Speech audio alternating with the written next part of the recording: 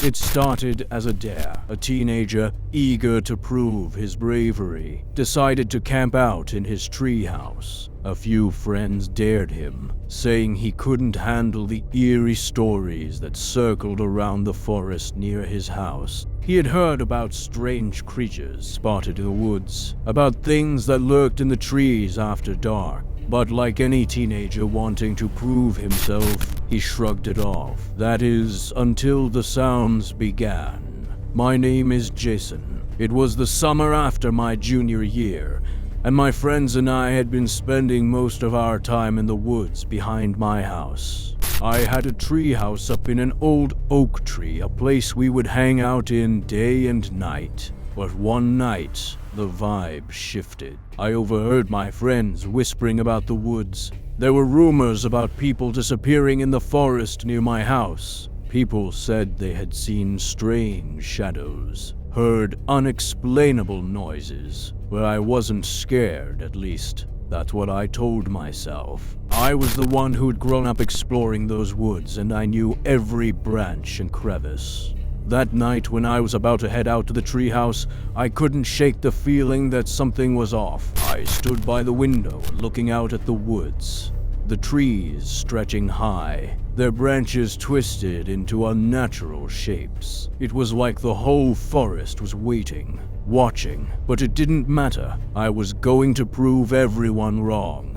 I packed up my flashlight, some snacks, and a blanket, ready for a night of stargazing. The moon hung low in the sky, casting long shadows across the ground as I climbed up the ladder to my treehouse. My friends had said it was a bad idea, but I wasn't scared. I locked the hat behind me and sat down with a sigh, trying to relax.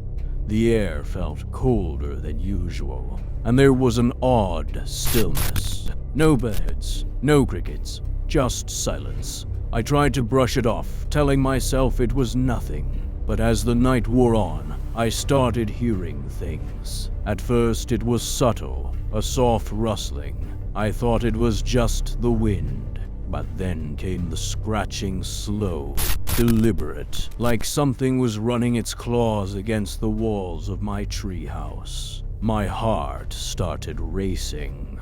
I knew the trees around me were full of squirrels, but this wasn't the sound of claws against bark. This was different. Then I heard breathing, heavy, labored breathing. It wasn't the wind, and it wasn't an animal. It was something else. The breath grew louder, closer. I could hear the scratching and scraping against the wood, the unmistakable sound of something moving, crawling, climbing.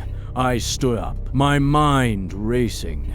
I peered out the small window, my flashlight shaking in my hand. What I saw froze me. A figure, humanoid, but twisted and distorted, was scaling the tree. Its skin was gray and mottled, like it had been left to rot for years. Its eyes glowed faintly in the dark, wide and unblinking. The creature moved with unnatural speed, its limbs bending at odd angles as it scaled the tree like it had no bones to break. Its long fingers scraped against the bark, making a horrific screeching noise as it climbed higher, heading straight for the treehouse. Panic surged through me. I grabbed the hatch door, trying to open it, but it wouldn't budge. I was trapped. My heart raced in my chest as the scratching grew louder, closer. The creature was almost there. My flashlight flickered as I looked down, praying for help. But all I could see was darkness, thick and suffocating. I grabbed a loose board from the corner and held it up like a weapon, though I knew it wouldn't do any good. I needed to get down. I needed to run, but the moment I looked up again, the creature's face was pressed against the window, its eyes wide, unblinking. It tilted its head slowly, studying me. The smell hit me then, a stench of decay and rot that made me gag. My stomach churned as I backed away, trying to think of a way out. I was desperate, trapped in the trees with something that should not exist. The creature didn't move. It just stared at me, watching, breathing heavily. I tried to think. There had to be a way out. I could hear its claws scraping against the wooden walls again, trying to find a way in. Then a new sound filled the air, a thump. Then another, and another. I froze, heart pounding as more figures appeared in the trees. Dozens of them. At first, they were hard to make out, just shadows in the dark, moving quickly through the branches. But then, the flashlight caught one, and I saw it clearly. It was just like the first, twisted and grotesque, its limbs too long, too thin. There were more of them now, climbing trees, moving silently but swiftly. My mind raced. I had to get down. But the treehouse was surrounded. The creatures were everywhere. I backed away from the window, my eyes scanning the room, searching for anything I could use. My pulse was so loud in my ears I could barely hear the creatures moving closer. I was running out of time. They were coming for me. One of the creatures suddenly slammed into the side of the treehouse, causing the entire structure to shake violently.